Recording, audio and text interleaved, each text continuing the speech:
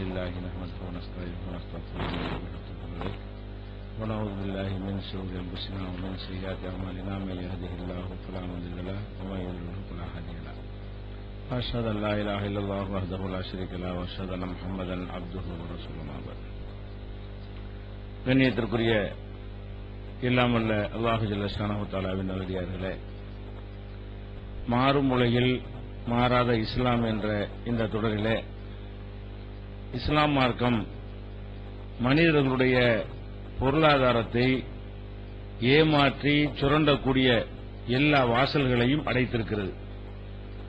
பொதுவாக மதங்களை எதிர்க்கக்கூடியவர்கள் இந்த மதங்கள் நம்முடைய பணத்தை சுரண்டுகின்றன, நம்மை ஏமாற்றுகின்றன, அதனால மதம் தேவையில்லை என்ற கருத்தில் தான் மதங்களை எதிர்க்கிறார்கள். இப்படி எந்த காரணத்திற்காக மதங்கள் வேண்டாம் என்று சொல்கிறார்களோ அந்த காரணம் இஸ்லாத்திற்கு பொருந்துமா என்றால் பொருந்தவே செய்யாது என்பதற்குரிய சில சான்றுகளை நேற்றைய தினம் பார்த்தோம். அதனுடைய தொடர்ச்சியாக எல்லா மதங்களுமே தான தர்மங்கள் செய்யுங்கள், நல்ல காரியங்களுக்கு செலவு செய்யுங்கள், அறப்பணிகளுக்கு செலவு செய்யுங்கள் என்றெல்லாம் சொன்னாலும் நல்ல காரியம் எது என்பதை வரையறுத்து சொல்வதில் அனைவருமே தவறி இருக்கிறார்கள். இஸ்லாம் மார்க்கம் மட்டும்தான் நல்ல காரியம்னா நல்ல காரியமா மட்டும் இருக்க வேண்டும். கெட்ட காரியத்தை நல்ல காரியம் என்று நினைத்துக் கொண்டு பொருளாதாரத்தை பாலடிக்கக்கூடிய தன்மை இருக்கக்கூடாது என்பதில் எல்லாம் கவனம் செலுத்தி எந்த அளவுக்கு இஸ்லாம் சொல்கிறது என்று சொன்னால், நீங்கள் தர்மம் என்ற பெயர்ல மைக்கு போச்சுங்க, தர்மம் என்ற பெயர்ல எதை நீங்கள் செலவு செய்தாலும் அல்லாஹ்வுக்கு போய் சேராது. தர்மம் என்று ஒரு நியத்து பண்ணிவிட்டால் கூட அது யாருக்கு தான் கொடுக்கணும்? ஏழைக்கு தான் கொடுக்கணும். நான் ஒரு இவ்வளவு ரூபாய் அல்லாஹ்வுக்காக கொடுக்க போறேன், நான் 1 லட்சம் ரூபாய் அல்லாஹ்வுக்கு கொடுக்கறதா நேர்ச்சை பண்ணிட்டேன் என்று சொன்னால் அதை கொண்டு வந்து பள்ளிவாசல்ல கொடுக்க முடியாது. அல்லாஹ்வுக்கு கொடுப்பதாக நீங்கள் நேர்ச்சை செய்தீர்களேயானால் கூட அது யாருக்கு தான் கொடுக்கணும்? ஏழைக்கு கொடுக்க வேண்டும். நேற்று அந்த ஹதீஸ்ல கூட சொன்னோம் இல்லையா, ஏழைக்கு கொடுக்கிறது அல்லாஹ் தனக்கு கொடுப்பதாக எடுத்துக்கொள்றான். அதே கருத்துப்பட திருக்குர்ஆன்ல சொல்லி காட்டுகிறான், இன் துபுது சதகாத்தி ஃபனிஅம்மாஹிய, நீங்கள் கொடுக்கிற தர்மங்களை வெளிப்படையாக செய்தீர்களேயானால் அதுவும் நல்லதுதான். ஒயின் துஹ்ஃபூஹா, அதை மறைத்து ஒத்தூத்துகள் புகரா, ஏழைகளுக்கு நீங்க ரகசியமா கொடுத்தீர்களேயானாலும் ஃபஹு கைருல் லக்கும், அது உங்களுக்கு சிறந்தது என்று சொல்வதன் மூலமாக தர்மங்களை ஏழைகளுக்கு கொடுக்கணும். தர்மம் வந்து விட்டாலேயே அதனுடைய கண்டிஷன் விதிமுறை என்ன? அதை பெறக்கூடியவர் ஏழையா இருக்க வேண்டும். அப்ப அதனால நேர்ச்சை பொருள்களை நீங்க பணக்காரங்களுக்கு குர்பானி எல்லாத்துக்கும் கொடுக்கலாம்ல. நம்ம குர்பானி அறுத்தோம் என்று சொன்னால், உல்ஹியா இந்த அகீகா கறி அறுத்தோம் என்று சொன்னால் சொந்த பந்தங்கள்ல பணக்காரங்களுக்கும் கொடுக்கலாம், ஏழைக்கும் கொடுக்கலாம். ஏழை என்ற அடிப்படையில் அதெல்லாம் செய்யறது கிடையாது குர்பானி எல்லாம். ஆனா நேர்ச்சை என்று அல்லாஹ்வுக்காக நான் இதை செய்யறேன் என்று நீங்களா ஒரு நியத்து வைத்து விட்டீர்களேயானால், அது பணமாக இருந்தாலும் வேற பொருளாக இருந்தாலும் இந்த மாதிரி மாமிசங்களாக இருந்தாலும் உணவாக இருந்தாலும் அதை என்ன செய்யணும்? அதை எல்லாத்தையுமே நீங்க ஏழைக்கு தான் கொடுத்துடணும். அதான் நல்லதுன்னு சொல்லி 2வது அத்தியாயத்தில் 271வது வசனத்தில் எல்லாம் சொல்லி காட்டுகிறான். அதே மாதிரி பொதுவாக இந்த பொருளாதாரத்தை செலவு செய்யறது பற்றி பேசக்கூடிய வசனங்களை எடுத்து பார்த்தீர்களேயானால், யஸ்அலூனக மாதா யுன்ஃபிகூன், நபியே உங்கள்கிட்ட என்ன செலவு செய்யறது என்று கேட்கிறார்கள். சஹாபாக்கள் என்ன கேட்கிறாங்கன்னா, நாங்க என்னத்தை செலவு செய்யறது கேட்கிறாங்க. என்னத்தை செலவு செய்யறதுன்னு கேட்கும்போது இதை செலவு செய்யுங்க, அதை செலவு செய்யுங்க, 10% செய்யுங்க, 20% செய்யுங்க, இப்படித்தானே சொல்லணும் பதில். அவன் கேள்வி என்ன கேட்கிறான்? மாதா யுன்ஃபிகூன், நாங்கள் எந்த அளவுக்கு செலவு செய்யலாம் என்று கேட்கும் பொழுது அல்லாஹ் என்ன பதில் சொல்றான்னு கேட்டா, இது கேள்வியே தப்பு. எந்த அளவுக்குங்கிற தப்பு, எதுக்குங்கிறத மெயினா கேட்கணும். செலவு செய்யறது எந்த அளவுக்குங்கிறதை விட நீ பெரிய கோடி கோடி ரூபாய் செலவு பண்ணி வீணான காரியத்துக்கு செலவு பண்ணிட்டா அதுல ஏதாவது பயன் கிடக்குமா?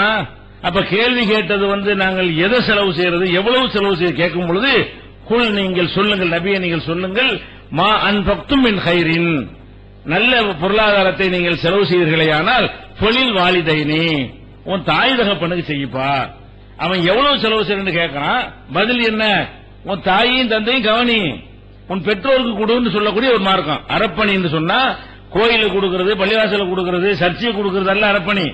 அறப்பணி என்று சொன்னால் என்னன்னு கேட்டா, உன்னுடைய பெற்றோரை முதல்ல கவனிச்சியா, தாய் தந்தையை கவனின்னு ஒரு மார்க்கம் சொல்லும்போது எதுக்கு மாத்தனு? தாய் படிச்சவன், ரொம்ப விவரம் தெரிஞ்சவன், அதிகமா அறிவு உள்ளவன், அதிகமா சம்பாதிக்கிறவனுக்கு பெற்றோர் வழங்கல. யாரை கவனிக்க மாட்டேங்கிறான்? அவனுடைய படிப்பின் மூலமாக நம்முடைய தாய் தான் நமக்கு முதன்மையானவங்க, நம்முடைய தகப்பன் தான் முதன்மையானவங்கன்னு தெரியல. பொருளாதார வசதி இருக்கு, நிறைய பணம் இருக்கிறது, இவன் பொண்டாட்டியோட தனி கொடுத்தன போய்விட்டு இவன் பெற்றோரை கொண்டு முதியோர் இல்லத்துல சேர்த்துறான் அல்லது கவனிப்பாரற்று விட்டுறான். தள்ளாத வயசுல அவங்களுக்கு உறுதுணை ஆறுதலா இருக்கணுங்கிற ஒரு அறிவை கூட பெறாமல் என்ன படித்தார்கள் நமக்கு தெரியவில்லை. அவர்களுக்கு படித்துக் கொடுக்காத ஒரு விஷயத்தை அல்லாஹ் என்ன செய்யறான்? ஒரு முஸ்லிமுக்கு ஆரம்பத்திலே படித்து தந்து கொடுக்கிறான். ஒரு இஸ்லாத்தை ஒருத்தன் ஏற்றுக்கொண்டான்னு சொன்னா நம்ம எதை செலவு செஞ்சாலும் தாய் தந்தைக்கு முதல் செய்யறோமா? ஊர் உலகத்துக்கெல்லாம் போய் தான தர்மங்கள் அள்ளி வழங்குவாங்க. உன் அப்ப எங்கடா இருக்கான்னு கேட்டா முதியோர் இல்லத்தில் இருக்காமா. ஊர் உலகத்துக்கு சத்திரம் கட்டி தான தர்மம் செய்யறவன் அவனுடைய தாயையும் தந்தையும் தெருவில் விட்டு இருக்கிற நிலையை நம்ம பார்க்கிறோம். அதுக்குதான் அல்லாஹ் என்ன சொல்றான்னு கேட்டா, எஸ் அல் உனக்கு மாதா யுன்ஃபிகூன், எதை செலவு செய்யறது என்று உம்மிடத்தில் கேட்கிறார்கள். நபியை நீங்கள் சொல்லுங்கள், மான் பக்து மின் கைரின் பலில் வாலிதைனி, நீங்கள் நல்ல பொருளாதாரத்தை எதில் செலவு செஞ்சாலும் பரவாயில்லை, அது 5 ரூபாயா இருக்கட்டும், 5 லட்சமா இருக்கட்டும், கோடியா இருக்கட்டும், எவ்வளவு செலவு செஞ்சாலும் பலில் வாலிதைனி, பெற்றோருக்கு செலவு செய்யுங்க. ஒரு அக்ரபீன, நெருங்கிய உறவினர்கள் சொந்தக்காரங்கள் எல்லாம் பாருங்க.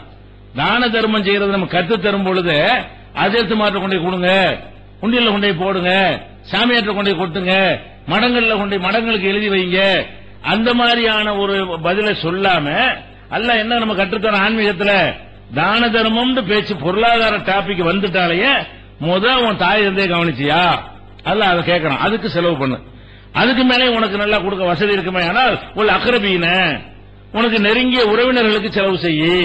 நெருங்கிய உறவினர் கவனிக்கிறானா? இன்னைக்கு நெருங்கிய உறவினர் யாரு? தகப்பனோட பிறந்தவர்கள், தாயோட பிறந்தவர்கள், நம்மோடு பிறந்தவர்கள். நம்மோட பிறந்தவன் அண்ணன் தம்பி அக்கா தங்கச்சி நெருங்கிய உறவு. தாயோட பிறந்த சின்னம்மா பெரியம்மா அவங்களுடைய பிள்ளைங்க எல்லாம் நெருங்கிய உறவு தான்.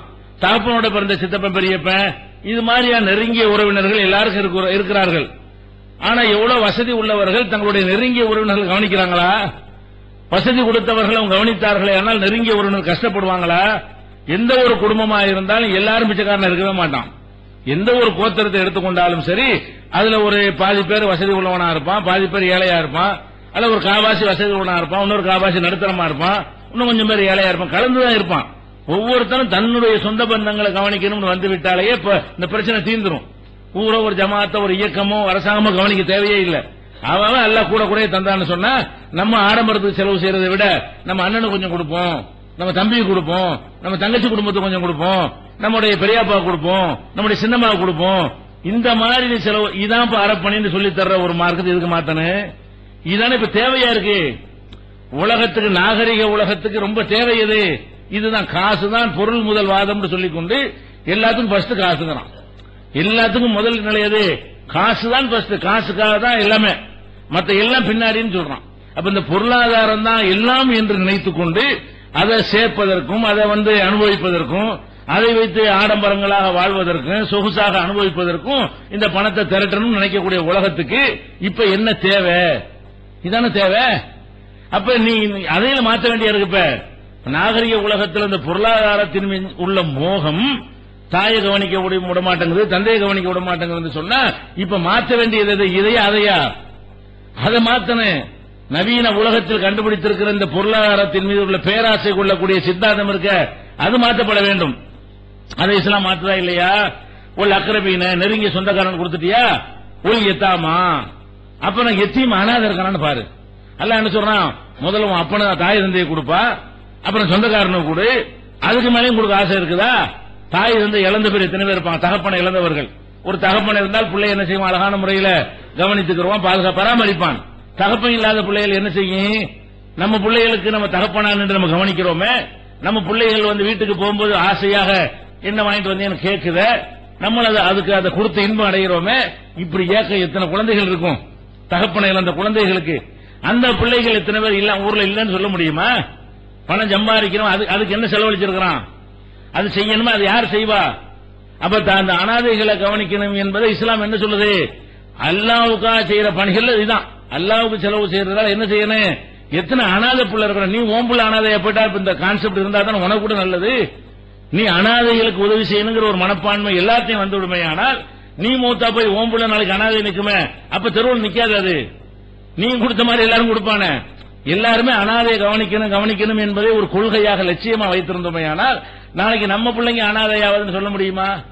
நம்மள சின்ன வயசுல நம்மள யாரும் அல்ல எடுத்துக்கிற மாட்டான்னு சொல்ல முடியுமா? நம்ம பிள்ளைங்க தெருவில் நின்றுச்சுன்னு சொன்னா இந்த உதவி செய்யற மனப்பான்மை இல்லாமல் ஒரு ஜெனரேஷன் உருவாகி இருந்தால் நம்ம பிள்ளைக்கு தானே கேடு. அனாதைக்கு உதவி செய்யணும் சுயநலம் கூட இருக்க. அனாதைகளுக்கு உதவி செய்து வந்தால் நாம மூத்தா போய் நம்ம பிள்ளை அனாதையானால் அதுக்கும் சமூகம் உதவி செய்யும், மக்கள் உதவி செய்வார்கள். அந்த மனநிலை ஏற்படுவது நாட்டுக்கு நல்லதா கெட்டதா? இதுதானே சொல்லுது. பொருளாதார கட்டிக்கிட்டு சேர்த்து அரண்மனை வாங்க, காரை வாங்கு, 1 கோடி ரூபாய்க்கு கார் வாங்கு, 7 கோடி ரூபாய்க்கு பங்களா கட்டுன்னு சொல்லி தருவது நல்லதா? அந்த பேராசை தானே இப்ப ஒழிக்க வேண்டி இருக்கிறது. நிறைய சாப்பிட சம்பாதி நல்லா சுகமா அனுபவிச்சுக்க, மேற்கொண்டு இருந்தா இது செலவழிங்களப்பா, நல்ல காரியத்துக்கு பண்ணுங்களேன்னு சொல்றது இது மற்ற எல்லாத்தையும் மாற்றக்கூடிய வகையில் இது இருக்குதா? இது மாத்திர வகையில் இருக்குதா? மாத்திரவே தேவை கிடையாது. அதுக்கப்புறம் எத்தீம்களை பார்த்து முடிச்சுட்டு ஒல் மசாக்கீன், அப்புறம் ஏழைகளை பாரு. இது கொடுத்தது பூரா நல்லா நிறைய பேர் மிச்சம் வச்சிருப்பான். சில பேருக்கு தாய் இருந்து கவனிக்கோட மேட்டர் முடிஞ்சு போயிடும், அதுக்கு மேல இருக்காது. அவன் சாப்பாட்டுக்கும் பாப்பா அம்மாவுக்கு சாப்பாட்டுக்கு தான் சம்பாதிக்க முடியும். சில பேருக்கு எல்லாம் கூட கொடுத்தா கொஞ்சம் விரிவுபடுத்தி சொந்தக்காரனும் கொடு, இன்னும் கொஞ்சம் எல்லாம் விரிவா தந்திருந்தான்னு சொன்னா கொஞ்சம் அனாதைகளுக்கு ஒதுக்குவோம். பங்குல இருந்து செய்ய சரி சொந்தக்காரன் கொடுத்தாச்சு, அனாதைகளுக்கு நம்முடைய ஒரு பங்கு போகட்டும், அதுக்கு ஒதுக்கிய செலவு பண்ணுங்க. அதுக்கப்புறம் என்ன சொல்லி காட்டுறாங்களா? ஏழை இருப்பாங்க மிஸ்கின்கள். மிஸ்கின்கள் தான் என்ன? போதுமானது இருக்காது. பிச்சைக்காரன் இல்ல மிஸ்கின். 5 ரூபா கொடுங்க 10 ரூபா தேர்வு அவன் இல்ல. மிஸ்கின் என்று சொன்னால் வீடுவாசம்லாம் இருக்கும், ஆனா சாப்பாட்டுக்கு பத்தாது, சம்பாதிக்கிறது கைக்கும் வாய்க்கும் பத்தாம இருக்கும். இந்த மாதிரி உள்ளவன மிஸ்கின் வாங்க அரபில. மிஸ்கின்களுக்கு கொடுங்க. கையேந்தாமல் வீட்டில் இருந்து எவ்வளவு ஏழைகள் சுயமரியாதை வாழ்ந்து கொண்டிருக்கிறார்கள், அந்த மாதிரியான மிஸ்கின்களுக்கு செலவு பண்ணுங்க. அதுக்கப்புறம் பக்கத்து வீட்டை கவனிங்க. என்ன செய்யணும்? நம்ம வசதி பக்கத்து வீட்டுல என்ன செய்வான்? சிரமப்பட்டு இருப்பான். அடுத்த வீட்டுல அதை கவனிக்க மாட்டான், ஏத்த வீட்டுல அப்படி இருப்பான். நமக்கு அக்கம் பக்கத்தில் இருக்கிற வீடுகளை கூட கவனிக்கலாம். நம்ம எல்லாம் என்ன மனுஷன்? எவ்வளவு பெரிய மனித நேயத்தை மார்க்கமாக சொல்லுகிறது. மனித நேயத்தை சும்மா அரசியல்வாதி பேசிட்டு போயிடலாம், அது ஒரு விஷயம். எல்லாருமே பேசலாம். அவனுக்கு தேவைப்படுச்சுன்னா தலைப்பு கொடுத்தா தலைப்பில் பேசிட்டு போறாங்க, அந்த தலைப்பு கொடுத்து அந்த தலைப்பு பேசுவான். அவன் மனித நேயம் செய்யவே மாட்டான். இது ஆன்மீகம். கடவுளை எப்படி வழி, அதான் மதங்கள்லாம் என்னது? கடவுளுக்கு எப்படி பூஜை செய்வது, கடவுளுக்கு எப்படி வழிபாடு நடத்துவது, எப்படி திருவிழா, இதுதான் மதங்கள்லாம் சொல்லித்தரும். இந்த மதம் என்னது சொல்லி தருது என்று கேட்டால், நீ மனுஷனுக்கு என்னென்ன செய்யணும் அதுதான் எனக்கு செய்யறது. மனுஷனுக்கு செய்ய வேண்டிய விஷயத்தை நீ கரெக்டா செஞ்சேன்னு சொன்னா எனக்கு செய்யறதாக நான் எடுத்துக்கொள்கிறேன். எவ்வளவு அழகான இது, எல்லாரும் கடைப்பிடிச்சா அவ்வளவு நல்லா இருக்கும். இது நீனும் சேர்ந்து கடைப்பிடுறா, மாத்தணும்னு சொல்றிய, நீனும் சேர்ந்து இதை கடைப்பிடி, உலகமே நல்லா இருக்கும். தெரு தெருவா பிச்சை எடுக்க வர்றான அவனுக்கெல்லாம் யாரும் சொந்தம் இருக்க மாட்டாங்களா? பிச்சைக்காரன வர்றானே அவனுக்கு ஒரு சொந்தக்காரன் கூட இருக்க மாட்டானா? அவனுக்கு கொடுக்கற வசதி இருக்க மாட்டானா? அவன் கொடுத்துருந்தா இது தெருவுக்கு வர்றான். இவன் கவனிக்காம இருக்கனால வர்றான். ஒருத்தர் கவனிக்காத காரணத்தினால வர்றான். தெருவில் ஒரு பிச்சைக்காரன் அவனுக்கு யாருமே இல்லைன்னு நினைக்கிறீங்களா? கண்டிப்பா இருப்பார்கள். அவன் ஊர்ல அவனை பிச்சை எடுக்காத வகையில் அவனுக்கு வேலையோ சோறோ போட்டு அவனை பராமரிக்கிறதுக்கு சக்தி உள்ளவங்க இருப்பாங்க, ஆனா செய்யறது கிடையாது. அப்ப இதுகளை எல்லாம் ஆண்மை அல்லாஹ் என்ன செய்யறான்? இதெல்லாம் சொல்லி காட்டுகிறான். இந்த மாதிரி சொந்தக்காரங்களுக்கு கொடுங்க 4:36 இதை சொல்லி காட்டுகிறான். அதே மாதிரி என்ன செய்யறான் அல்லாஹ்? திருக்குர்ஆன் எடுத்துக்கிட்டீங்கன்னா அல்லாஹ்வுக்கு இணை கற்பிக்கிறது இருக்குல்ல, அது மெயின் டாபிக் தானே. நீங்க என்னதான் போட்டு ஜான தர்மம் செஞ்சாலும் சிறுக்க வச்செல்லாம் அவுட்டு. அல்லாஹ்வுடைய இடத்துல யாராவது வச்சிட்டீங்கன்னா அது அல்லாஹ்வுக்கு பிடிக்காது. அது எந்த கட்டத்திலையும் அதான் ஃபர்ஸ்ட் இடம். அதுதான் எந்த விஷயத்தை அல்லாஹ் போதிக்கிறா இருந்தாலும் முதலிடம் அதை விட்டு அதை இறங்காது. இது ஃபர்ஸ்ட் தௌஹீத் தான். அல்லாஹ்வுக்கு இணையாக்கிறாத சொல்லிடுறோம். இப்படி அல்லாஹ்வுக்கு இணை கற்பிக்காதுன்னு சொல்ற எல்லா வசனங்களை எடுத்து பாத்தீங்கன்னா, பல வசனங்கள் எடுத்து பாத்தீங்கன்னா, ரெண்டாவது தாய் தந்தையை சொல்லுவான். அல்லாஹ்வுக்கு அடுத்த தாய் தந்தையை சொல்லணுமா? எவ்வளவு விஷயங்கள் இருக்கிறது குர்ஆன்ல எடுத்து பாத்தீங்கன்னா, குல் நபியே நீங்கள் சொல்லுங்கள், தஆலவ் வாருங்கள், அத்ருமா ஹர்ரமா அலைக்கும் ரப்புக்கும் அலைக்கும், உங்கள் இறைவன் உங்களுக்கு ஹராமாக்கி இருக்கிறானே அதெல்லாம் நான் சொல்றேன், வந்து கூப்பிடுங்க. நபியை கூப்பிட சொல்றான். அது ஹராம் இது ஹராம்னு என்னத்தையே இவங்க ஹராமாக்கி வச்சுக்கிட்டு இருக்கிறாங்க. மார்க்கத்தில் இல்லாததையெல்லாம் ஹராம் ஹராம்னு சொல்லி கேடு கெடுத்து வச்சிருக்கிறாங்க. இறைவன் விரும்பாததையெல்லாம் இவங்கள ஹராமாக்கிட்டு இருக்கிறாங்க. எது ஹராம்னு சொல்லி மனிதனுக்கு எல்லாம் கத்துக் கொடுக்கறான். இங்க வாங்கடா உங்களுக்கு நான் சொல்லி தரேன் ஹராமே அப்படின்னு மக்காவுடைய காபிர்களை அழைத்து அல்லாஹ் சொல்றான். உங்கள் இறைவன் உங்களுக்கு என்ன ஹராமாக்கி இருக்கான்னு தெரியுமா? அல்லாஹ் துஷ்ரிகு பிஹி ஷையா, அவனுக்கு ஷிர்க் வைக்காது, அதான் ஹராம். ஷிர்க் எல்லாம் பண்ணி மத்த ஹராம் பத்தி பேசிட்டு இருக்கிற, நண்டு திங்கலாமா நாள் திங்கலாமான்னு செய்யறது ஷிர்க், அது பெரிய ஹராம். அல்லாஹ்வுக்கு இணை கற்பிக்கிற ஒரு விஷயத்தை செஞ்சிட்டு இருக்கீங்களா? நல்லா என்ன செய்யறான்? அவங்க மாதிரி செஞ்சிட்டு இருந்தாங்க. எல்லாரும் அது செய்ய மாட்டோம் இது செய்ய மாட்டோம், ரொம்ப ரொம்ப பேணுதலா இருக்கிற மாதிரி என்ன செய்வாங்க? அந்த நேர்ச்சை செஞ்சுட்டு ஆட்டு மேல ஏற மாட்டோம், அது அல்லாஹ் கடவுளுக்கான நேர்ச்சை, இப்படிலாம் சொல்லிட்டு இருப்பாங்க. இப்படி எல்லாம் ஹராம் ஹலால் பேசிக் கொள்ளக்கூடியவன் எதை செய்ய மாட்டேங்கிறான்? வந்து அவனுடைய அல்லாஹ்வுக்கு இணை கற்பிக்கிற விஷயத்துல சாதாரணமா செஞ்சிட்டு இருக்கான். அல்லாஹ் கூப்பிட்டு சொல்றான், லா துஸ்ரிகு பிஹி ஷையா வ பில் வாலிதைனி இஹ்சானா. தாய் தந்தைக்கு நல்லது செய்ய, அதை செய்யாம இருக்கிற ஹராமு.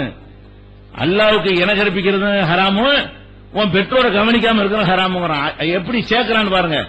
அல்லாஹ்வுக்கு எனக்கு செஞ்ச வேலைக்கு அடுத்து நெக்ஸ்ட் உன்னுடைய வேலை என்ன? உன் தாய் தந்தையை கவனிக்கணும் என்று 6வது அத்தியாயத்தில் 151. இது இன்னைக்கு தேவையா இல்லையா? மேலை நாடுகள்ல பாருங்க, எங்கெல்லாம் நாகரிகம் முத்தி போய் விட்டதோ, எங்கெல்லாம் மதங்கள் வேண்டாம் என்று சொல்லிக் கொள்கிறார்களோ, அந்த கருத்து எங்கெல்லாம் வலுப்படுகிறதோ அங்கெல்லாம் பெற்றோர்கள் சந்திலாம் நிக்கிறாங்க. பெற்றோர்கள் கவனிக்கிறது கிடையாது. பெற்றோர்களை அது ஒரு பொருட்டாக எடுத்துக்கீங்க. பெற்றோர்களை கவனிக்கிறது வந்து இயற்கை வரணும் ஒரு மனுஷனுக்கு. ஆனா அந்த நாகரிகம் வந்து கத்துக் கொடுக்க மாட்டேங்குது. அப்படி வரல என்று சொன்னால் நமக்கு மேல ஒருத்தன் இருந்து உதைக்குவான்னு பயமாச்சு இருக்கணும்ல. அப்பாச்சும் பெற்றோர் கவனிப்பானே இல்லையா? பெற்றோர் நம்மளை என்ன செஞ்சிருவாங்கன்னு, நம்ம சின்ன பிள்ளையா இருக்கும் நம்மளை அடிப்பாங்க பெற்றோர்கள், நம்ம ஒண்ணும் செய்ய முடியாது. இப்ப உங்களை பெற்றோர்கள் அடிக்க முடியுமா? உங்க பெற்றோர் நீங்க அடிக்கிற மாதிரி இருக்கீங்களா? உங்க பெற்றோர் அடிப்பாங்களா? அப்ப உங்க பெற்றோர்கள் தளர்ந்து போய் கம்பூண்டி நடக்கக்கூடிய ஒரு காலத்தில் அவங்களுக்கு பயந்து நம்ம ஏதாவது செய்ய முடியும். அவங்க நமக்கு பயப்படுற அளவுக்கு பலவீனமாகி விடுவார்கள். அவங்களுக்கு நாம பயப்பட வேண்டிய நிலையில் இருக்காது. அப்ப எந்த அடிப்படையில் இதை கொடுக்க வைக்கிறது என்றும் மாறாத ஒருத்தன் இருந்துகிட்டு இருக்கான், பார்த்துட்டு இருக்கான், கண்காணிச்சிட்டு இருக்கிறான். உங்க தாய் தந்தை நீங்க அவனை கேட்டு உன்னை நான் உதைக்குவேன், நான் தண்டிப்பேன். இது எவ்வளவு தேவையான ஒரு இது போய் எப்படி மாத்துறது? மாற்ற வேண்டிய தேவை என்ன வந்துருச்சு? இதுதானே தேவை உலகத்துக்கு, இது அவசியமாக இருக்குது. இதை நோக்கி வாருங்கள் என்றெல்லாம் அழைக்கணும். இப்படி அல்லாஹ் 14வது அத்தியாயத்தில் 23 சொல்லி காட்டுகிறான். வஸ்ஸைனல் இன்சான பிவாலிதைஹி ஹஸனா. பெற்றோருக்கு நல்லுபகாரம் செய்யுமாறு மனிதனுக்கு நம்ம வசியத்து செய்திருக்கிறோம். வசியத்துனா எதுக்கு சொல்லுவாங்க? மரணிக்கிற நேரத்தில், கடைசி நேரத்தில் முக்கியமான விஷயத்தை சொல்றான் பாருங்க, அதுக்கு பேர் தான் வசியத்து. அல்ல மரணிக்க போறவனே கிடையாது, அவன் வசியத்தை செஞ்சாங்கிறான். முக்கியமான விஷயம் காட்டுவதற்காக அந்த வார்த்தை எல்லாம் என்ன பண்றான், நான் வந்து உனக்கு வசியத்து பண்றேன். வசியத்துனா என்ன? சாவ போகும்போது ஒருத்தன் எவ்வளவு முக்கியமான விஷயத்தை சொல்லுவான், அந்த மாதிரி மிக முக்கியமான ஒரு விஷயமாக நான் உனக்கு சொல்ற போதனை பில் வாலிதைனி இஹ்சானா. பெற்றோர்களை ஒழுங்கா கவனி, உன் தாய் தந்தையரை முதல் சரியான முறையில் கவனி என்று அல்லாஹ் 29வது அத்தியாயத்தில் 8வது வசனம் சொல்லி காட்டுகிறான். அதே மாதிரி வந்து இந்த தாய் தந்தையரை கவனிக்கிற விஷயமாக உன்னுடைய முன்னொரு இடத்துல சொல்றான், வஸ்ஸைனல் இன்சான பிவாலிதைஹி. மனிதனுக்கு பெற்றோர்களை கவனிக்குமாறு சொல்கிறோம், சொல்லி இருக்கிறோம், வலியுறுத்தி இருக்கிறோம் என்று காரணம் சொல்றான். ஹமலத்துஹு உம்முஹு வஹ்னன் அலா வஹ்னின். அவனுடைய தாய் வந்து எவ்வளவு பலவீனத்துக்கு மேல் பலவீனம், சிரமத்துக்கு மேல் சிரமப்பட்டு உன்னை சுமந்தாள். சும்மா நீ பிறந்துட்ட, நீ வந்து உன்னை அந்த வைத்து கொண்டு அவள் பட்ட பாடு சிரமங்கள்லாம் உனக்கு தெரியுமா? அதுக்கப்புறம் வந்து உனக்கு பால் ஊட்டினது 2 ஆண்டுகள், அந்த பால் ஊட்டுற வேலையெல்லாம் செஞ்சிருக்கிறாள். நீ அப்படிப்பட்ட உன் தாய் நீ கவனிக்கணும். உனக்கு நான் சொல்றேன், அனிஸ்குர்லி ஒளிவாளி தைக்க, எனக்கு நன்றி செலுத்து, உன் தாய் தந்தைக்கு நன்றி செலுத்து. இதான் நான் சொன்ன அறிவுரைங்கிறான். அல்ல என்ன சொல்றான்டா, இதை எனக்கு நீ நன்றி செலுத்த படிச்சிருக்கல, அதுக்காக வேண்டி. 2வது, நீ உன்னை உருவாக்குறவங்க காரணமா இருந்தாங்கல்ல, உன் தகப்பன் காரணமா இருந்தார், உன் தாய் கஷ்டப்பட்டு சுமந்தாங்களா இல்லையா, அவங்களை கவனி என்று அல்லாஹ் சொல்லி காட்டுகிறான. அப்ப இந்த மாதிரியான ஒரு சித்தாந்தம் இன்னைக்கு தேவையா மாத்தணுமா? அல்லாவுக்கு அடுத்து அல்லாவை இப்படி தன்னோட சேர்த்து சொல்றான், எனக்கும் நன்றி செலுத்து, உன் பெற்றோருக்கும் அனிஸ்குர்லி ஒலி வாலி தைக்க, எனக்கும் உன் தாய் தந்தைக்கு நன்றி செலுத்து. உங்க தாய் தந்தைக்கு நன்றி செலுத்துன்னு சொல்றது அல்லாவுக்கு என்ன லாபம்? இந்த மதத்துக்கு என்ன லாபம்? இந்த மதத்தை வைத்து பிரச்சாரம் பண்ண ரசூலுக்கு என்ன லாபம்? உன் தாய் தந்தை எல்லாம் கவனிக்க, நம்மள்ட்ட கொண்டாந்து குட்டி எல்லாத்தையும் இந்த லாபம். இப்ப தாய் தந்தை கொண்டு இங்க வரவங்க குறைஞ்சு போயிருமே. தான தர்மத்தை எல்லாம் அம்மா அப்பா கவனிங்கன்னு நாங்க சொன்னா எங்களுக்கு வரக்கூடிய குறைஞ்சு போயிருமா இல்லையா? மத குருமார்கள் சம்பாதிக்கிறோம் வைங்க, அப்படி இந்த மார்க்கத்தில் சொல்லப்பட்டிருக்குதா? அப்ப அப்படியான ஒரு மார்க்கமாக நம்ம பார்க்கிறோம். அதே மாதிரி வந்து நல்லது நல்லது என்னன்னு கேட்கிறாங்க. நல்ல காரியம் செய்வது என்றால் நாங்க அதை செய்கிறோம் இதை செய்கிறோம்னு என்னமோ காரியங்களை சொல்லிக்கிட்டு இருக்கிறான். அல்லாஹ் என்ன சொல்றான்னு கேட்டா, நல்ல காரியம் என்ன தெரியுமாடா? வலாக்கின்னல் பிர்ர மன் ஆமன பில்லா. நல்ல காரியம் என்று சொன்னால் நான் தான் சொன்ன, அதை விட்டு கொடுக்க மாட்டான். அல்லாஹ்வை நம்பு. என்னத்தை நல்ல காரியம் சொல்றாங்க அந்த டாபிக்கே 2வது அல்ல தள்ள மாட்டான். மன் ஆமன பில்லா, ஃபர்ஸ்ட் அல்லாஹ்வை நீ நம்பணும். அப்புறம் ஒல்லியோமில் ஆகிரி, இறுதி நாளை நம்பு, மலாயிக்கத்தை நம்பு, வேதத்தை நம்பு, நபிமார்களை நம்பு. இந்த நம்பிக்கையை கரெக்டா வச்சுக்கிட்டு அடுத்து செயலை சொல்லுமா. அல்லாஹ் என்ன செய்யறான்னு கேட்டா, வாத்தல் மால அலா ஹுப்பிஹி, அவனுக்கு அவன்கிட்ட இருக்கிற பொருளாதாரத்தை மன விருப்பத்தோடு அவன் கொடுக்க வேண்டும். எங்க யாரு கொடுக்க வேணும்? ஜவில் குர்பா, சொந்தக்காரங்களுக்கு கொடு. நன்மையான காரியம், நன்மையான காரியம் என்ன நினைச்சிட்டு இருக்கிற? அன்னசத்திரம் கட்டி வைக்க நன்மையான காரியமா? மடத்துக்கு கொடுக்கிற நன்மையான காரியமா? கோயில பெருசு பெருசா கட்டுறது, பள்ளிவாசல் பெருசு பெருசா மினாராக்கா வேண்டி ஒரு 10 லட்சம் 20 லட்சம் 1 கோடி எல்லாம் செலவழிக்கிறாங்க ஒரு மினாரா கட்டுறது, எந்த யூஸும் இல்லாம. இது நன்மையான காரியமா? நன்மையான காரியம் என்றால் என்னன்னு கேட்டா, மன விருப்பத்துடனே ஒரு கசப்பும் இல்லாம ரவில் குர்பா சொந்தக்காரங்களுக்கு செலவு செய்யி, உல் யதாமா அனாதைகளுக்கு செலவு செய்யி, ஒல் மசாக்கின் மிஸ்கின்களுக்கு செலவு செய்யி, ஒபுனு சபீல் திக்கற்றவர்களுக்கு செலவு செய்யி, ஒரு சாயிலின கேட்டு வர்றவங்களுக்கு செலவு செய்யி, ஒபிர் ரிகாபி அடிமைகளை விடுதலை செய்வதற்காக, இப்ப கிடையாது அடிமைகளாம், அடிமையை விடுதலை செய்வதற்காக செலவு செய்யி. நன்மையான காரியம் என்னன்னு கேட்டா இதுதான் நன்மையான காரியம். நன்மையான காரியம் என்னன்னு கேட்கறதுக்கு அல்ல ஆன்சர் என்ன பண்றான்டா, அல்லாஹ் ரசூலை நம்புப்பா, இருந்தனாலும் நம்பு, வேதத்தை நம்பு, ஈமான கரெக்டா வச்சுக்க. நெக்ஸ்ட் செய்ய வேண்டிய வேலை என்னன்னா, அல்லாஹ் காசு தந்திருக்கான்ல அதை இந்த மாதிரி காரியம் செலவு பண்ணு. அப்ப இது ரொம்ப அவசியமான ஒரு போதனையாத்து. இந்த மாதிரி இறைவன் ஒருத்தனுக்கு பயந்து கொண்டு இப்படி எல்லாம் செய்ய சொன்னா, இது கடவுளை மனுஷன் நினைங்கிறன அவனுக்கு மரணடியா இருக்கா இல்லையா? கடவுளை நினை, அதனால் நீ மனுஷனையும் நினைன்னு அல்லாஹ் சொல்லி தர்றான். இந்த மார்க்கம் என்ன செய்ய சொல்ல, கடவுளுக்கு வழிபாடு செஞ்சுக்கிட்டே மனுஷன் எல்லாம் மறந்துரு, வாப்பா விடு உம்மா விடுன்னு சொன்னா சொல்லு. இங்க என்ன சொல்லி தரப்படுது, கடவுள் நம்பிக்கை தான் உனக்கு, என்னை பற்றிய பயன்தான் தாய் தந்தையும் கவனிக்க தூண்டு உன்னைய அப்படின்னு சொல்லக்கூடிய மார்க்கமாக இருக்கிறது. இது மாதிரி என்ன பல விஷயங்கள் எல்லாம் என்ன செய்யலாம் சொல்லி காட்டுகிறான். அதே மாதிரி சில பேர் நரகத்தில் கிடப்பாங்க, நரகவாசிகள்.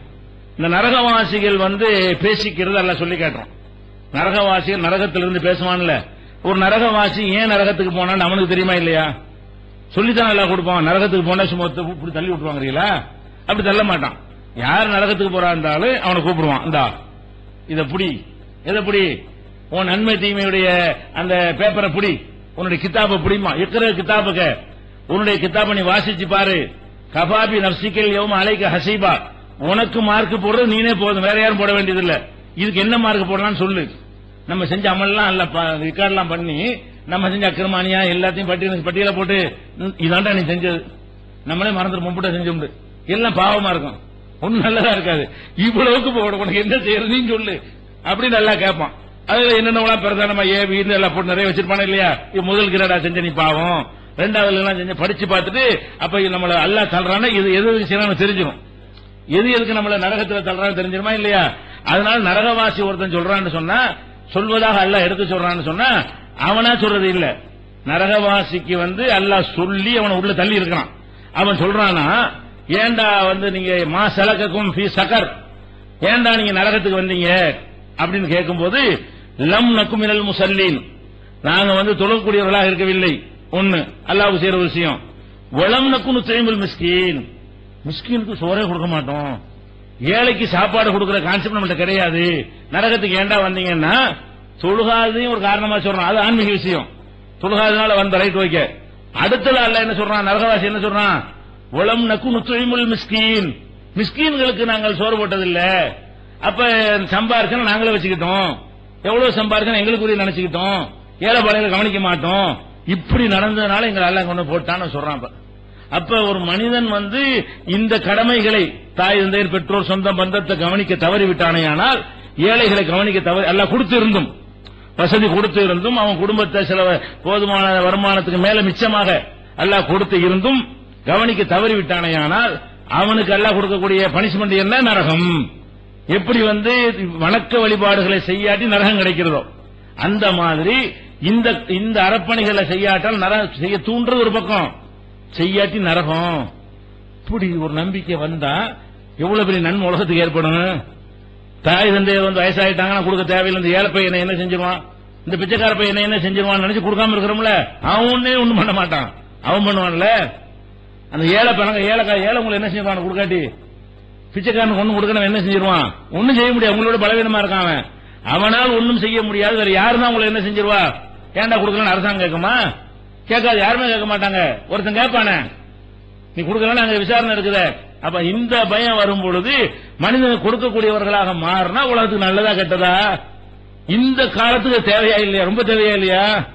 ரசூலுல்லாஹ் காலத்தில் இருந்ததை விட இன்றைய காலத்துக்கு பாத்தீங்கன்னா இது ரொம்ப மஸ்ட் அவசியமான போதனையா இருக்கிறது. இதான் மனுஷனுக்கு இன்னைக்கு தேவையாக இருக்கிறது. இதை பார்க்கிறோம். அதே மாதிரி நல்லடியார்கள் செய்யற, இது 74வது அத்தியாயத்தில் 44வது வசனத்தில் இதெல்லாம் சொல்லி காட்டுகிறான்.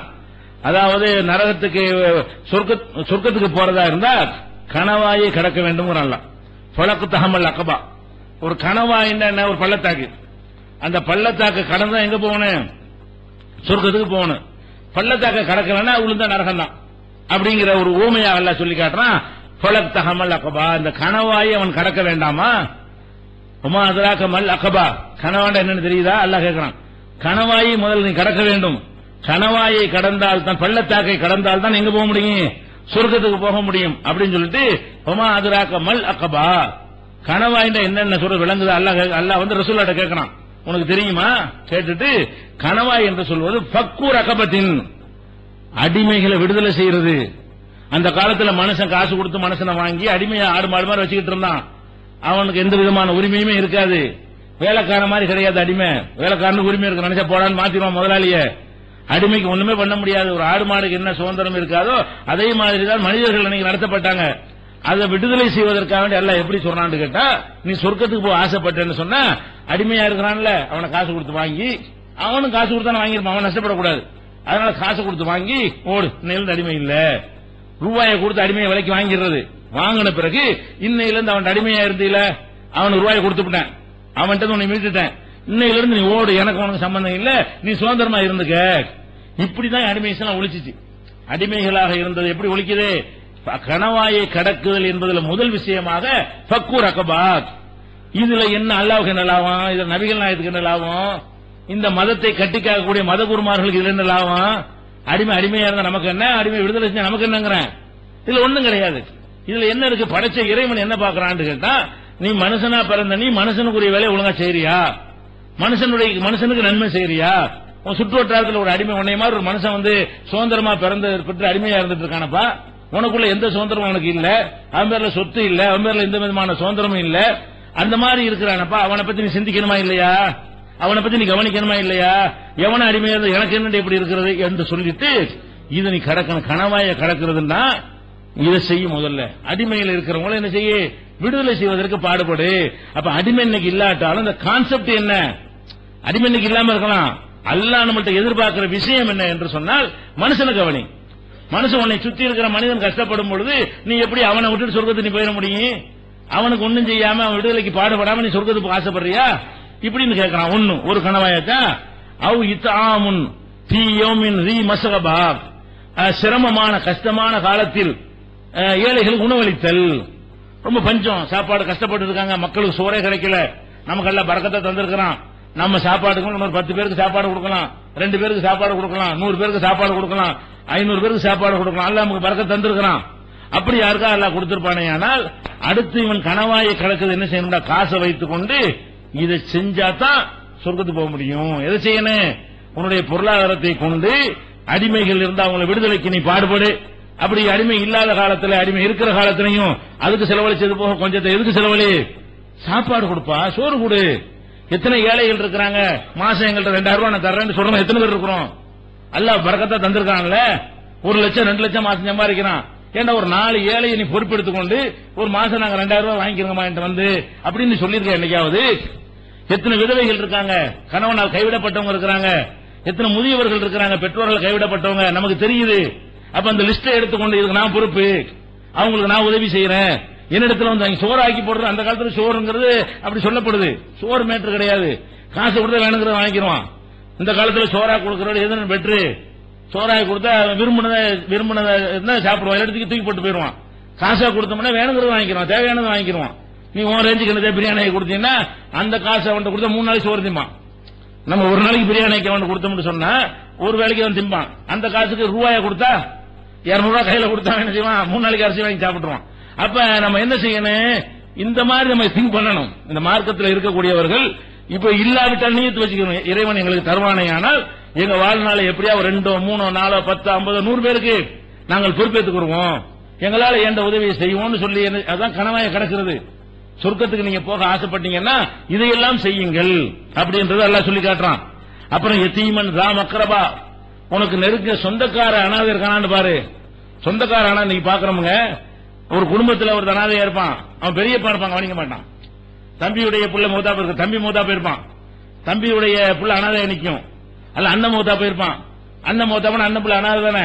அப்ப இந்த தம்பிக்கார என்ன செய்யணும்? நம்ம அண்ணன் மகனாச்சே அப்படின்னு சொல்லி கொடுக்கறதுக்கு பதிலா அம்புட்டு சுத்தி அபகரிச்சு தெருவில் விட்டுருவாங்க. என்ன நடக்கிறது?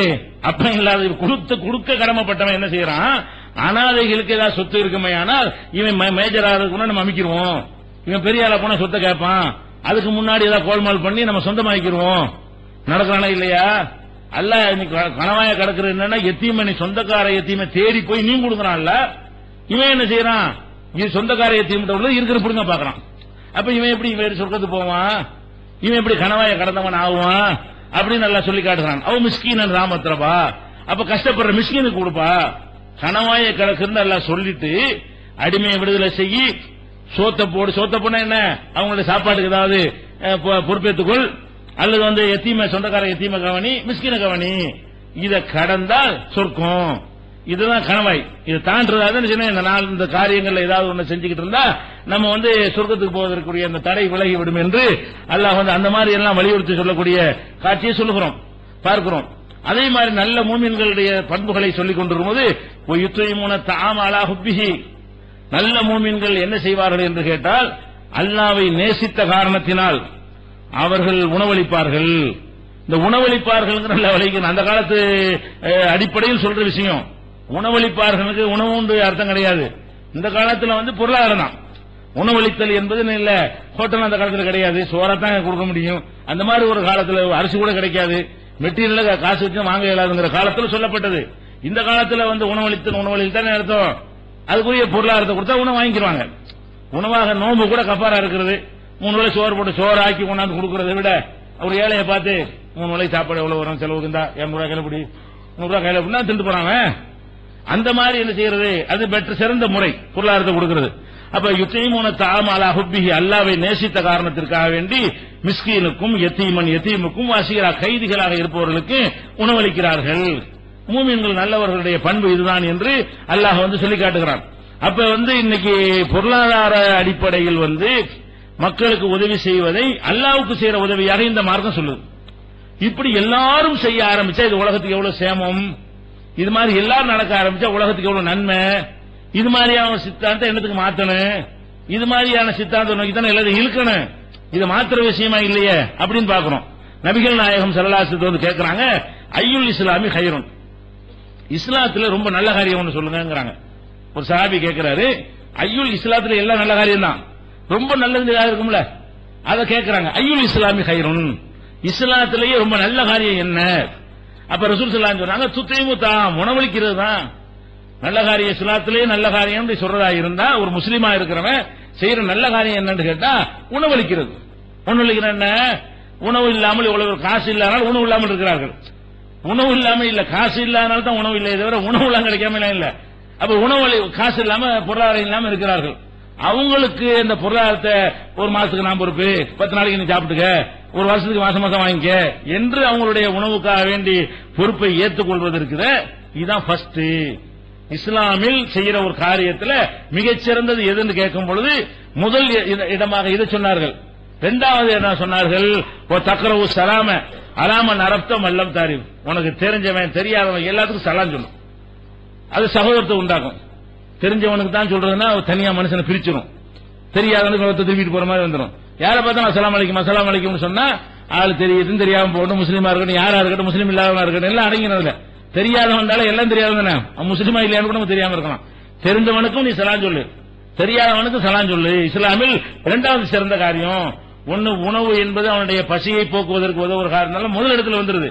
சலாம் சொல்வது என்பது நான் பெருசு நீ மட்டும் உனக்கு எனக்கு சம்பந்தம் இல்ல, நான் ஏன்டா உனக்கு சலாம் சொல்லணும் என்ற மாதிரியாக மனிதன் ஒதுங்குறான அந்த ஒதுங்கும் தன்மையில் இருந்தவனை விலக்கி நம்மள பிரிய உங்களுக்கு வசதியான நம்மளை பார்த்து சலாம் அளிக்கிறாரு, நம்ம ஒண்ணுமில்லாத ஆளு முசாபிரு நம்மளை பார்த்து அப்படின்னு சொல்லும் பொழுது அவனுக்கு என்ன செய்யுது? அப்படி மனம் குளிர்ந்து போய் விடுகிறது. பெரிய இடத்துல உள்ள ஒரு ஆசிரியர் மாணவரை பார்த்து அஸ்ஸலாமு அலைக்கும்ங்கிறாரு. அந்த மாணவன் என்ன செய்வான்? என்னடா படிக்கிற ஒரு உஸ்தாது டீச்சர் அஸ்ஸலாமு அலைக்கும் செய்யறாரு, நம்ம சாதாரண மாணவனை பார்த்து சொல்றாரு. இப்படி நீங்க சலாம் சொல்வதற்கு மனிதனுடைய மனசுக்கு போடுற உணவு அதுதாங்க.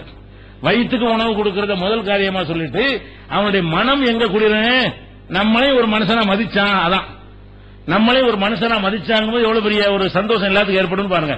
நம்மளை மதிக்கவே இல்லைன்னா கோபம் வரும், நம்மளை கண்டுக்கவே இல்லைன்றீங்க ஆத்திரம் வரும்.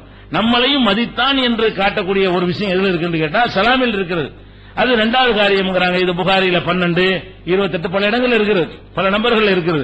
அப்ப இஸ்லாத்தில் சிறந்த காரியம் எதுன்னு கேட்கும் பொழுது எதை இஸ்லாம் சொல்லி காட்டுது? தொழுகைன்னு சொல்லலாமா இல்லையா? அது சிறந்த காரியம் தான், இல்லைன்னு சொல்லல. அவர் கேட்கும்போது தொழுகை சொல்லலாம், நோம்பு சொல்லலாம், வேற ஹஜ்ஜ சொல்லலாம், சுப்ஹானல்லாஹ், தஸ்பீஹ், தஹ்மீத், எவ்வளவு விஷயங்கள் இருக்குது. அது குர்ஆனை ஓதுறதுன்னு சொல்லலாம், எல்லாமே சொல்லலாம். ஆனா இங்க இந்த ஹதீஸ்ல அப்படி சில நேரத்தில் சொல்லி இருக்கிறார்கள். அதை புறக்கணிக்கக்கூடிய மக்கள் கேட்கும் அது மாதிரி சொல்லுவார்கள். இதை புறக்கணிக்கிற மக்களை பார்க்கையில என்ன செய்யறாங்க? நேற்று இந்த ஆளுக்கு இதுதான் இப்ப சொல்லணும், சோறு கொடுக்காம இருக்காரு இவரு, கேட்ட ஆள் வந்து கஞ்சனா இருக்காரு, நல்ல வசதி உள்ளவரா இருக்காரு, இவருக்கு இதுதான் சொல்லணும்ன்ற சொல்ல என்ன செய்யறாங்க? இந்த கேள்விக்கு இதை சொல்றாங்க. இதைத்தான் எல்லா இடத்துலயும் சொன்னாங்கன்னு இல்ல. சில விஷயங்கள்ல சிறந்த என்னன்னு கேட்கும்போது ஜிஹாதுன்னு சொல்லுவாங்க, சிறந்த என்னன்னு கேட்கும்போது சில நேரத்தில் ஹஜ்ஜிம்பாங்க. அது நேரம், சூழ்நிலை, ஆளை பொறுத்து என்ன செய்யறது சொல்லக்கூடிய ஆன்சர் எல்லாமே சரிதான். அப்ப அந்த மாதிரியாக ரசூல் ஸல்லல்லாஹு அலைஹி வஸல்லம் சொன்னதை பார்க்கிறோம். இஸ்லாத்தில் சிறந்தது சோறு போடுறது. இதுல வந்து நம்ம ரொம்ப பின்தங்கி தான் இருக்கணும். முஸ்லிம்கள் ஓரளவு மற்ற சமுதாயத்தோட ஓரளவு இருந்தாலும் இன்னும் இருக்க வேண்டும். இன்னும் அதிகமாக நம்ம செய்தோமையானால் இந்த ஒரு மார்க்கத்தை நோக்கி எல்லாம் ஈர்க்கப்படக்கூடிய நிலைமை ஏற்பட்டுவிடும். அதே மாதிரி நபி ஸல்லல்லாஹு அலைஹி வஸல்லம் சொல்றாங்க, ஒருத்தன் அஸ்ஸாயி அல்லது அருமிலத்தி, அதாவது கணவனை இழந்திருக்காங்கல்ல விதவைகள், விதவைகளுக்காக உழைப்பவன். விதவையா இருக்கிறாங்க, அவங்க கஷ்டப்படக்கூடாது என்பதற்காக வேண்டி என்ன செய்யறான்? அந்த குடும்பத்தை சேர்ந்த ஒருத்தன் அந்த நம்ம குடும்பத்து விதவையா இருக்கிறாங்கன்னு அவங்களுடைய செலவுக்கு பொறுப்பேற்றுக்கிறான். அல்லது வெளியில உள்ள ஒருத்தன் விதவைகளா இருக்கிறாங்க. விதவை என்றால என்ன? எப்ப கல்யாணம் பண்ணி கொடுத்தாங்களோ அதுக்கு பிறகு பெற்றோர் கூட சரியா ஏத்துக்க மாட்டாங்க. விதவையா ஆனாலும் அண்ணன் ஏத்துக்குவானா? கல்யாணம் பண்ணி கொடுக்கிற வரைக்கும் ஒரு பெண்ணை யாரு கவனிப்பா? அண்ணன் கவனிப்பா, தம்பி கவனிப்பாங்க, குடும்பத்துல எல்லாரும் கவனிப்பாங்க. கல்யாணம் பண்ணி கொடுத்தவனே அப்படியே ஒரு கட்டாயி போயிடும். எல்லாமே புருஷன் வீடுன்னு போயிடுறாங்களா, இவங்களும் இந்த வீட்டோட எந்த தொடர்பும் இருக்க மாட்டாங்க, போதுமான அளவுக்கு இருக்க மாட்டாங்க. அப்படியே அந்த வீட்டு ஆள் மாதிரி அப்படி போயிடுவாங்க. அது அந்த புருஷன் இருக்கிற வரைக்கும் இருக்கலாம். புருஷன் இறந்துட்டான்னு சொன்னா அப்படியே உலகமே இருந்துரும். அந்த பொம்பளைக்கு கணவனை இழந்த ஒரு பெண்ணுக்கு வந்து உலகம் இருந்துரும். தாய் தந்தை வீட்டுக்கு வந்தா கூட அது வந்து தாய் தந்தை எல்லாம் சம்பாரிச்சு போற வயசான ஆட்கள் அப்படியே இருக்காது. அண்ணன் தம்பியுடைய பொருளாதாரத்தை வச்சுதான் தாய் தந்தையை வாழ்வாங்க. பெரும்பாலும் பெரிய கோடீஸ்வரன் சொத்து இருந்தா அது ஒரு அது விஷயம். பெரும்பாலும் என்னவா இருக்கும்னு கேட்டா, இந்த தாய் தந்தையரை யாரு கவனிப்பா? ஆம்பளை பிள்ளை கவனிச்சிட்டு இருப்பான். அந்த நேரத்தில் இவரும் வந்து வீட்டுல உட்காந்துட்டான்னு வைங்க, 2 நாளைக்கு ஒன்றும் பிரச்சனை இல்லாம போகும், 3 நாளைக்கு ஓடும். அப்புறம் இந்த அண்ணனுக்கு வாக்கப்பட்டு இருக்கால, அவ சாவி கொடுக்க ஆரம்பிச்சிருவா. எதுக்கு உங்க தங்கச்சி இங்க வந்திருக்குது, எதுக்கு உங்க புருஷன் இல்லாட்டி வேற எங்க வந்திருக்கேன், அங்க வேற வழியே இல்ல என்று சாவி கொடுக்க ஆரம்பிச்சு அது நரக வேதனை ஆக்கி, இல்லம்மா நீ இருந்த குடும்பத்தில் பிரச்சனை கிட்டா வேற இடத்துல இப்படி சொல்ற இருக்கா இல்லையா? அப்ப இந்த மாதிரி எல்லாம் அதை வந்து நம்ம ஜெயிக்கணும். அந்த மாதிரி நம்ம குடும்பத்தில் இருக்குமே. ஆனால் இந்த மாதிரி பொண்டாடி சொல்ல கேட்டு தங்க விதவையா இருக்கக்கூடிய கணவனை இழந்திருக்கக்கூடிய பெண்கள் இருப்பார்கள், கவனிக்க தவறக்கூடாது.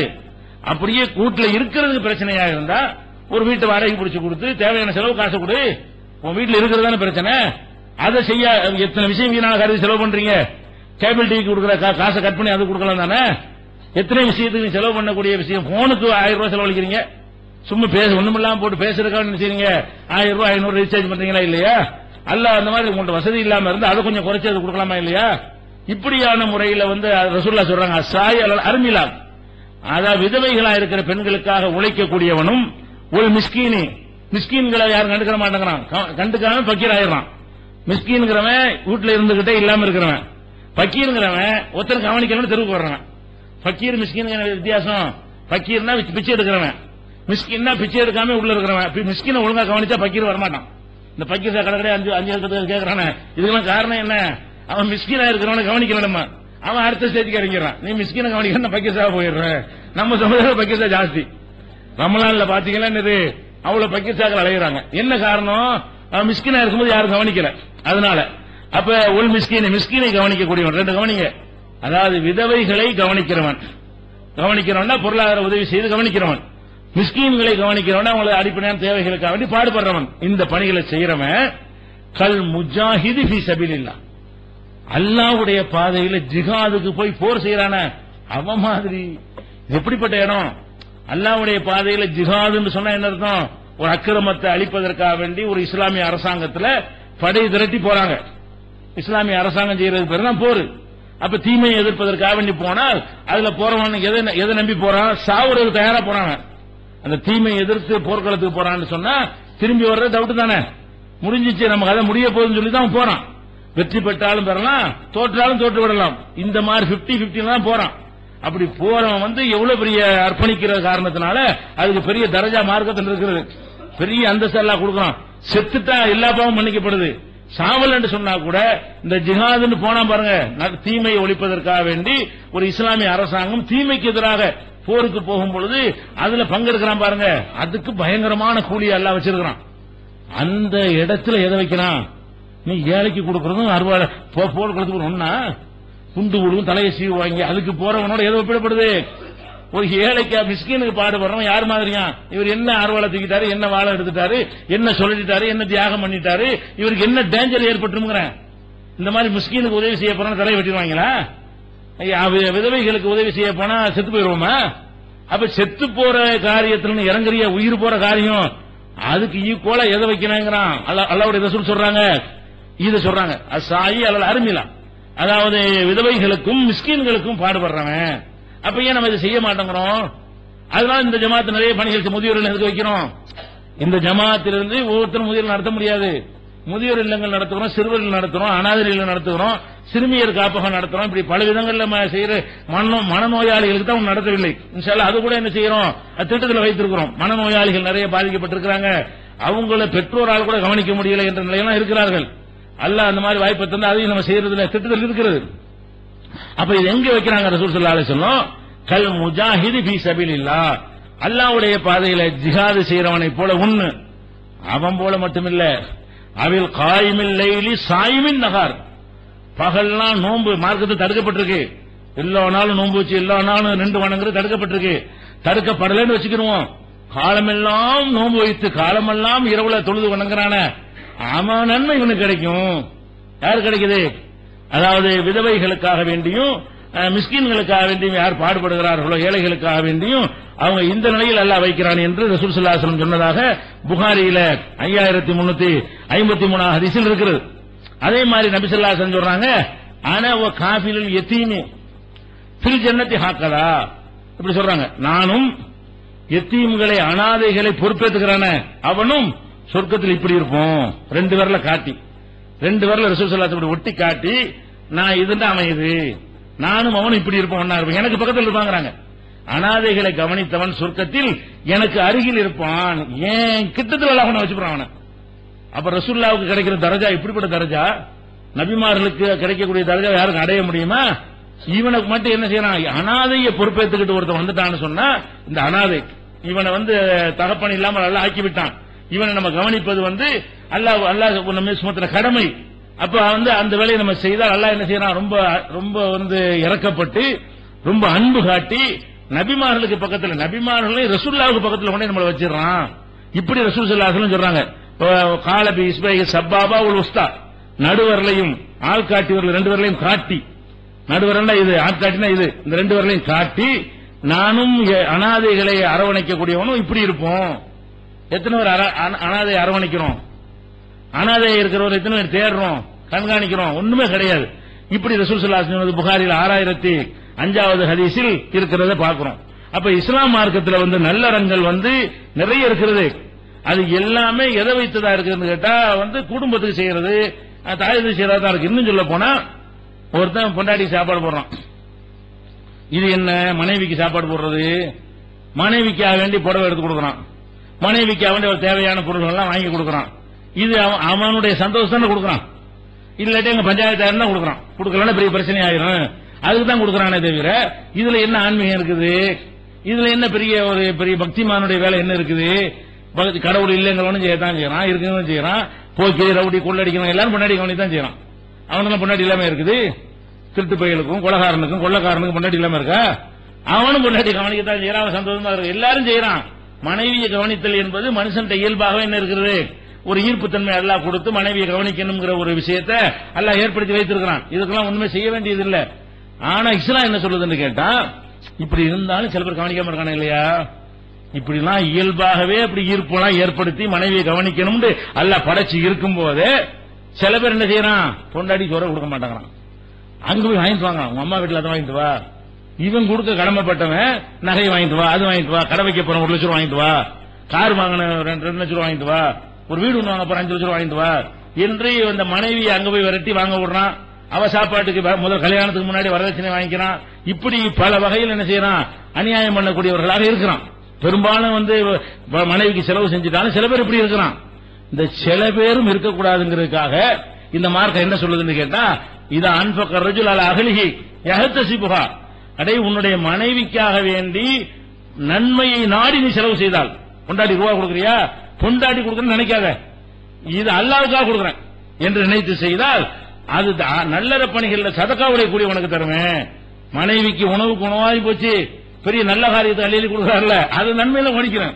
மறுமையில கிடைக்கும் பொழுது அனாதைகளை கவனிக்கிறது, சிறுவர்களை கவனிக்கிறது, முதியோரை கவனிக்கிறது, எத்தீம்களை மிஸ்கினை கவனிக்கிறது, இப்படி எல்லாம் பல கான்செப்ட் இருக்குல்ல, அதுக்கெல்லாம் எப்படி அல்லாஹ் கூலி தருவான். அந்த மாதிரி உன் மனைவிக்கு நீ கொடுக்கும் பொழுது என்ன மனசுல நினைச்சு கொடுக்கணும், இவர் நம்ம அடிமை வேலைக்காரன் கொடுக்காம அல்லாஹ் கொடுக்க சொல்றான்.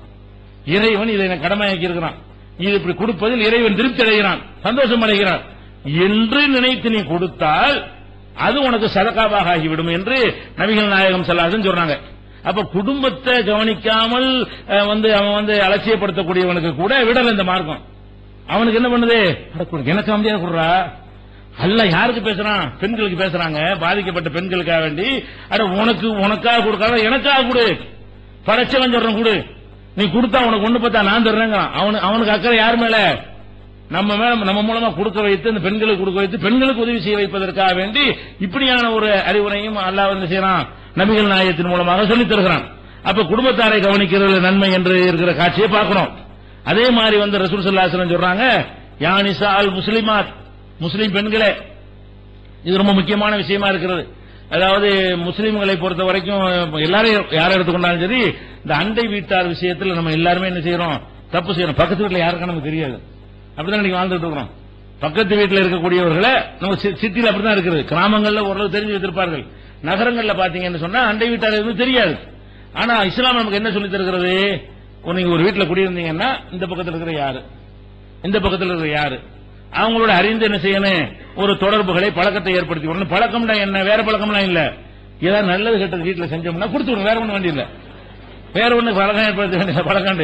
என்ன செய்றீங்க, விசேஷமா பிரியாணி சமைக்கிறீங்களா, ஒரு கிலோ சமைக்கிறீங்களா, ஒரு அரை கிலோ சேர்த்து சமைச்சிட்டு போங்க, உங்களுக்குன்னு ஒரு கிலோ தேவைன்னு சொன்னா நம்ம சமைக்கிறோம். அப்ப ஆசன மூக்கு துளைக்கி அவங்களுக்கும் படு, என்னமோ சமைக்கிறாங்களே அப்படின்னு அவங்களுக்குள்ள ஒரு மனசுல ஒரு எண்ணங்கள் ஏற்படும். அப்புறம் நம்ம வாட்டுக்கு கொடுக்காம சாப்பிட்டோன்னு வைங்களேன், அப்படி தந்தாங்க பக்கத்தில் ஒண்ணு நம்மளுக்கு கவனிக்க அப்படின்னு மனசு நினைப்பாங்களே இல்லையா. இது வரக்கூடாதுங்கிறதுக்காக வேண்டி உங்களுடைய அந்த அண்டை வீட்டார் இந்த பக்கம் ஒண்ணு அந்த பக்கம் ஒண்ணு பாருங்களா, அண்டை வீட்டாரை நீங்கள் கவனிங்கள். எந்த அளவுக்கு ரசூல் ஸல்லல்லாஹு அலைஹி வஸல்லம் சொல்றாங்க, யா நிசால், இது பெண்கள் கையிலான இருக்கு பஞ்சாயத்து. இந்த மேட்டர் ஆண்களுக்கு என்ன செய்ய முடியும், நம்ம வெளியே வந்துருவோம். இந்த மாதிரி சமையல் கொடுக்கறதுலாம் பெண்கள்ட்ட தான் இருக்கும். பெண்களே இது கூப்பிட்டு சொல்றாங்க ரசூல் ஸல்லல்லாஹு அலைஹி வஸல்லம், யா நிசால் முஸ்லிமாத், முஸ்லிம் பெண்களே, லா தஹ்கிரன்ன ஜாரத்துன் லி ஜாரத்திஹா, உங்கள் அண்டை வீட்டுக்காரர் கொடுக்கிறதுக்கு எந்த ஒரு பொருளையும் அற்பம் நினைக்காதீங்க. பெரிய பெரிய உணவு சமைச்சா தான் கொடுங்க நினைக்காதீங்க. ஒரு சாதாரண ஒரு அல்வா கொஞ்சம் ஒரு அரை கிலோ தான் அல்வா வந்திருக்குது, 100 கிராம் கொடுங்க. பெரிய 5 கிலோ வாங்கிக்கணும் அவசியம் கிடையாது, நிறைய இருந்து நிறைய கொடுங்க. நிறைய இல்லாட்டா கூட எந்த அளவுக்கு சொல்றாங்கன்னா, உலக பிரச்சனை சார், ஒரு ஆட்டினுடைய ஒரு கால், ஆட்டுடைய கால் இருக்குல்ல, அதை வச்சு ஒரு குழம்பு வைக்கிறீங்க, இதுல என்ன இருக்கு, இறைச்சி இருக்கா, ஒண்ணும் கிடைக்காது, காலுடைய வாசனை தான் இருக்குமே தவிர என்ன இருக்காது, அதை திங்கிறதுக்கு ஒண்ணுமே இருக்காது.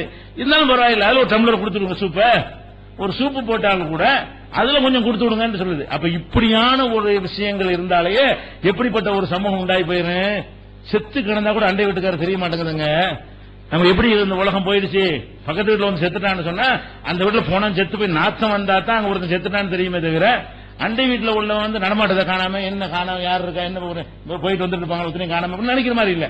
அப்ப இஸ்லாம் என்ன சொல்லுகிறது, அண்டை வீட்டார அவ்வளவு கவனிக்க சொல்லுகிறது. இன்னும் சொல்றாங்க ரசூல் ஸல்லல்லாஹு அலைஹி வஸல்லம், மாசால ஜிப்ரீல் யூசினி பில்ஜார், ஜிப்ரீல் அண்டை வீட்டார கவனி, அண்டை வீட்டார கவனி, அண்டை வீட்டார கவனி என்று சொல்லிக் கொண்டே இருந்தார். எந்த அளவுக்கு சொல்லி இருந்தார்னா, இப்படி சொல்றதை பார்த்தா அந்த சொத்துக்கு வாரிசாக்கிடுவாங்க போல இருக்கு என்று நான் நினைக்கும் அளவுக்கு. அண்டை வீட்டார கவனி கவனின்னா கடைசியில் சொத்துலையும் பங்கு கொடுன்னு சொல்லிடுவாங்க போல இருக்கு, அப்படி அல்லாஹ் சொல்லிடுவாங்க போல நான் நினைக்கும் அளவுக்கு ஜிப்ரீல் அவர்கள் எனக்கு அண்டை வீட்டாரை பற்றி வலியுறுத்திக் கொண்டே இருந்தார். அப்ப அண்டை வீட்டாருக்கு சொத்துல பங்கு கொடுன்னு சொல்ற அளவுக்கு, அந்த அளவுக்கு இந்த மார்க்கம் சொல்லி தருது. அப்ப இது எல்லாத்தையும் மொத்தமா கூட்டி கழிச்சு பாருங்க, எல்லாத்தையும் மொத்தமா கூட்டி கழிச்சு பாருங்க. தாயை கவனி, தந்தையை கவனி, அண்ணனை கவனி, தம்பியை கவனி, அனாதையை கவனி, ஏழையை கவனி, முதியோரை கவனி, கைதிகளை கவனி, அது மாதிரி அடிமைகளை விடுதலை செய்யறது கவனி, இப்படின்னு ஒன்னு ஒன்னா அண்டை வீட்டார கவனி, இப்படி ஒன்னு ஒன்னையா வச்சு பார்த்தோம். இது எல்லாமே ஆன்மீகத்தை சொல்லி தரும் பொழுது இது மாதிரியான ஒரு சித்தாந்தம் உலகத்துக்கு தேவையானது சொல்ல முடியுமே தவிர வேற வேற இது மாதிரி வந்து ஆன்மீகத்தை சொல்லி சுரண்டி ஏமாத்தி பிராடு பண்ணக்கூடிய தன்மை இந்த மார்க்கத்தில் கிடையாது. அப்ப இது மாறக்கூடிய எல்லா விதமான வாசலையும் பொருளாதாரத்தை வைத்து மாறக்கூடிய எல்லா விதமான வாசலையும் இந்த மார்க்கம் நினைஞ்சிருக்கு அழைத்திருக்கிறது. இது ஒரு வகை. அடுத்தா என்னன்னு கேட்டா இது ரெண்டு காரணம் சொல்லியாச்சு. ஒரு காரணம் என்னன்னு கேட்டா இந்த மார்க்கத்தில் மாற்றத்துக்கு தேவையில்லை, காரணம் நம்ம சக்திக்கு உட்பட்டு செய்ய சொல்ற ஒரு மார்க்கம், சக்திக்கு மீறி எதையும் சொல்லாது ஒண்ணு.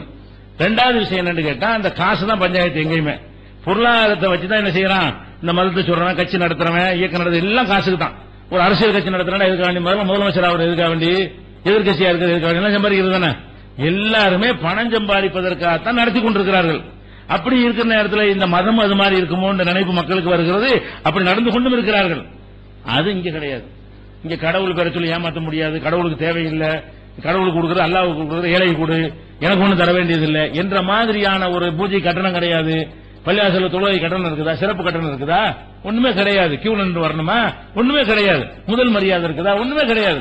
அப்ப அந்த மாதிரியான ஒரு அடிப்படையில் வந்து உங்கள்ட்ட இருந்து பணத்தை எதிர்பார்க்கிற மார்க்கம் இது கிடையாது. சொல்ல போனா உங்களுக்கு நீங்க கட்டாயம் செஞ்சாக வேண்டிய கடமையை ஆன்மீகத்தின் பெயரால் இந்த மார்க்கம் உங்களுக்கு சொல்லுது, அவ்வளவுதான். உங்க அப்பனை உங்க ஆத்தாவை கவனிக்கிறத வந்து சொல்றது என்ன, இதுல அல்லாவுக்கு என்ன இருக்கு, உங்க நன்மைக்கு நீங்கள் செய்ய வேண்டிய ஒரு காரியம். இன்னும் சொல்ல போனா அதுல சுயநலம் கூட இருக்கிறது. ஏன் தாய் நான் கவனிச்சா என் பிள்ளை என்ன கவனிப்பான், அப்படி பாருங்களேன், சிந்திச்சு பாருங்களேன். தாய் நீங்க கவனிக்கவே இல்லை, அப்ப உங்க பிள்ளை கவனிச்சுட்டே இருப்பான். இவன் வந்து அப்பனை கவனிக்கல, ஆத்தா கவனிக்கல, இவனை நம்ம அதே மாதிரி நடத்துவோம். உங்க பிள்ளை உங்களுக்கு கவனிப்பானா இல்ல, நீங்க ரோல் மாடலா இருக்கிறீங்க. அப்ப அவன் கவனிச்சு நம்மள சேர்ந்து விட்டு போயிருவான். அப்ப அந்த தாயந்தேரை கவனித்தல் என்ற கான்செப்ட் வந்து தாயந்தைக்கு நன்மை மட்டுமில்ல, நமக்கு நன்மை. தாயந்தேரை ஒழுங்கா கவனிச்சோமையானால் நமக்கு இதே மாதிரி தள்ளாத வயசு அடையும் என்ன செய்வான், அவனுக்கு மனசுல பதிஞ்சிடும். நம்ம தாயின் தந்தை கவனிக்கிறத பார்த்துட்டு பிள்ளைக்கு என்ன செய்யும், ஓ அம்மா அப்பா இப்படி கவனிக்கணும் போல இருக்கு, நம்ம அப்பா எப்படி கவனிக்கிறாங்க, எவ்வளவு மரியாதை நடத்துறாங்க, எப்படி தேவையான வாங்கி கொடுக்கறாங்கன்னு மனசுல பதிஞ்சிட்டு வைங்க. அது எந்த பல்கலைக்கழகத்திலையும் சொல்லிக் கொடுக்காத ஒரு பாடம். அது இந்த குழந்தையா இருக்கும்போது உங்களை பார்த்து மனசுல உட்கார்ந்த ஒரு கருத்து, அந்த கருத்து உட்கார்ந்துருச்சுன்னு சொன்னா நாளைக்கு நீங்க தள்ளாத வயசுல இருக்கும் அந்த குழந்தை என்ன செய்யும், உங்களை அதே மாதிரி தூக்கி நீங்க எப்படி தாய் எந்த தாங்குறீங்களோ உங்களை தாங்கும். அப்ப உனக்கு நன்மையை தானே பால சொல்லி தர்றான். இந்த பொருளாதாரத்தை செய்யறது தாயந்தையை கவனிக்க சொல்றதுல கூட உனக்கு தான் நன்மை இருக்குது. இப்படியான ஒரு விஷயத்தை நம்ம பார்க்கிறோம்.